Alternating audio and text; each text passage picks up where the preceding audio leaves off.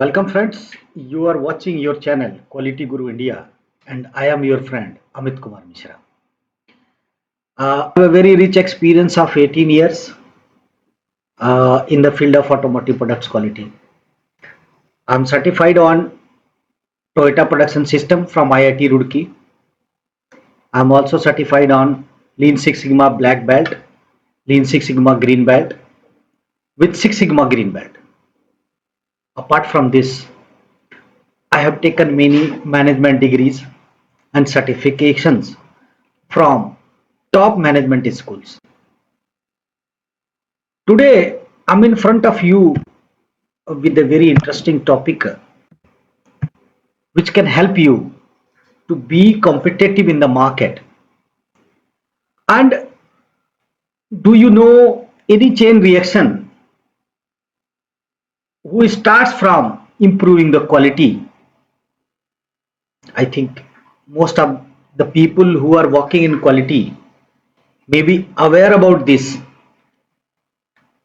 that if you improve quality, it helps to improve productivity and so lowers the cost and help in capturing the market. And it's the chain reaction. It was stated in the book Out of Crisis by Dr. Edward Deming. He was one of the quality guru. So I want to say that when you improve the quality, many things improve as a chain reaction, which helps you to be competitive. Your prices get reduced and you are able to capture more market. So if you want to be competitive, if you want to be better in the market, then you have to improve the quality of your product and services. If you are not improving your product quality and services, then very soon one competition will come and you will be out of the market. So in my today's session, I'm going to tell you about the 14 principles or 14 points given by Dr. Edward Deming, which is going to surely help you to be competitive in the market and be sustainable in the market. And those 14 points are here. First point is create consistency of the purpose for the improvement of product and services. This point says that organizations solve two kind of problems. First problem is today's problem and second is problems of future. Most of the organization solve the problems of today's and not anticipate future problems, and so they don't focus on the future problems. If you are working on only today's problem, you are doing the firefighting and not thinking for future problems, then sooner or later a competition will come and it will defeat you and you will be out of the market. So if you want to be competitive in the market, you have to solve the problems of today, and here comes the consistency of purpose.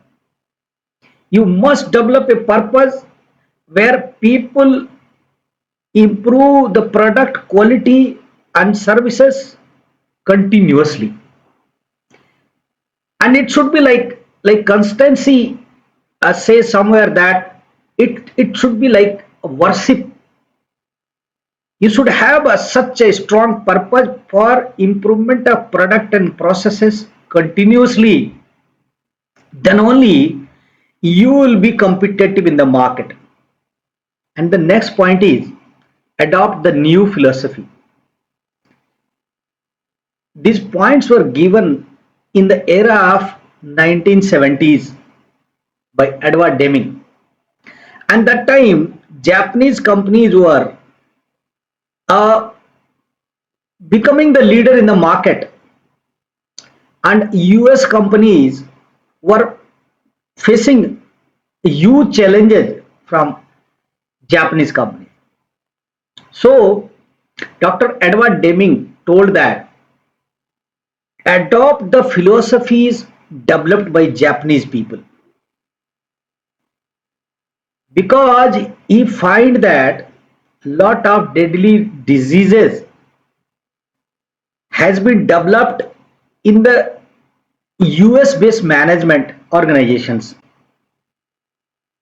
and to overcome those deadly diseases he suggested that adopt the new philosophy developed by Japanese team so that they can be competitive in the market and they can face the challenges being given by US based companies.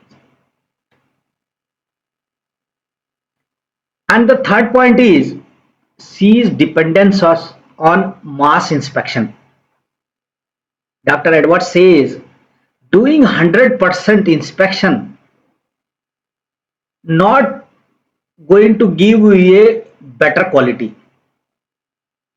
Quality can be produced by improved design or by built at the station, not by 100% inspection.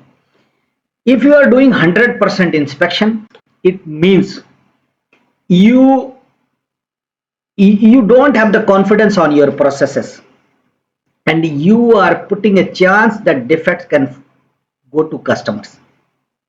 So it's a kind of thing that you don't have the confidence on you and your processes, so you are doing the 100% inspection.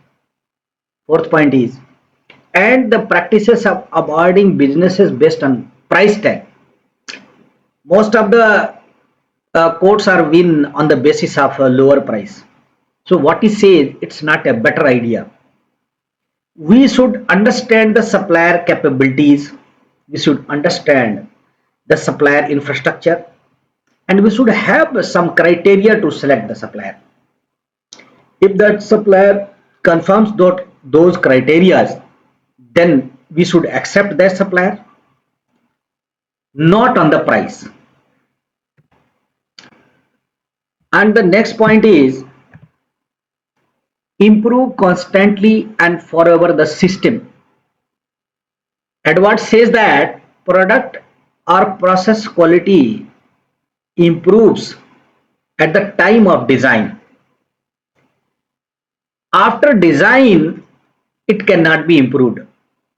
So he focuses on improvement in the design continuously so that you can build better product continuously and it can sustain continuously. And the sixth point is institute training. He says that organizations should institute training culture. Training should be given to all the people, not only the working people, management also be trained.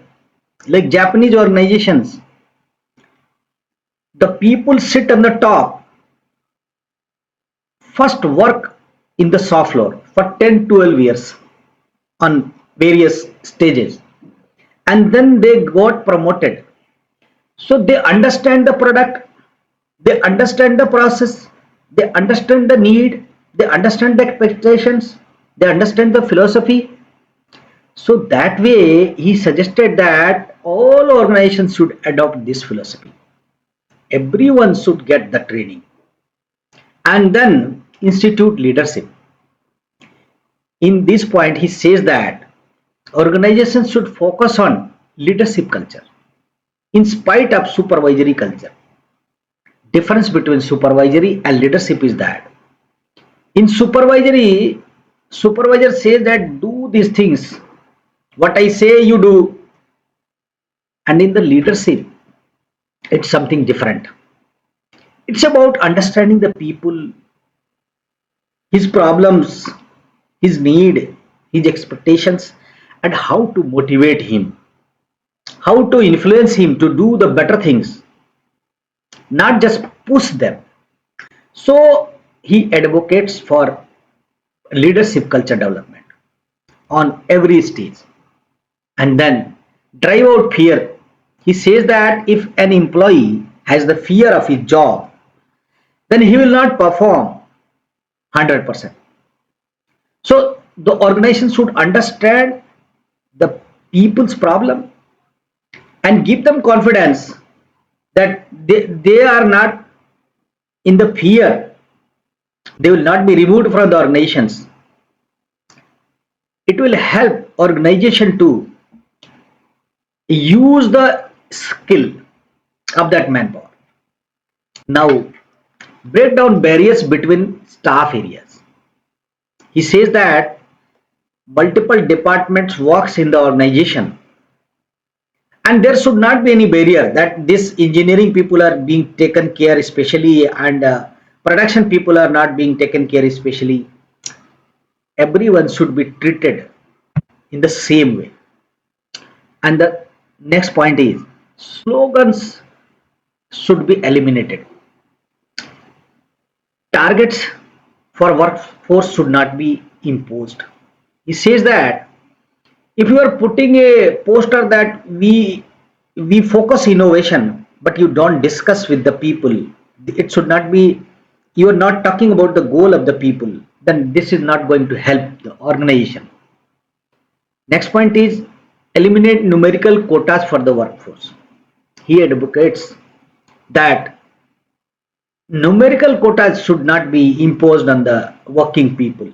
It affects their innovative minds, their creativity, and many other things which can help organization to grow, be competent. Because when you put the target that you have to produce 300 numbers, he will produce 300 numbers, but he will not think for the guidance, he will not think for the innovations, he will not think for any kind of improvement. And the next point is rob barriers that rob people's pride of workmanship. Here also he says that we should not focus on that quantity where people are monitored on hourly basis, that one person produces 50 numbers in an hour, second person produces 40 numbers in an hour. The person who produces 40 number in an hour feels a low. That's not the better for the nation. So such kind of barriers should be removed, he advocates. 13 point is encourage, educate and self-improvement in everyone. He said that all employees must be focused on education and continuous improvement. As the globe is changing, organizations is continuously changing. In that scenario, employees must update themselves continuously. If organizations and employees will not update themselves continuously, they will not be competent uh, in the future. So organizations should focus on the development of employee. And the 14 point is take action to accomplish the transformation. We should understand what are the problems, what are the actions we are going to take, means we should take the actions to transform the organization. I hope I have explained the 14 principles of deming. If you feel it is helping you to improve your quality and the knowledge and then advanced deming, 14 points, then please subscribe my video, subscribe my channel, share to your friends and colleagues so that they can also take part in the journey of this knowledge sharing. If you find anything we can improve, you can mention me through the comment section. Thanks a lot for watching my video. Thank you. Bye.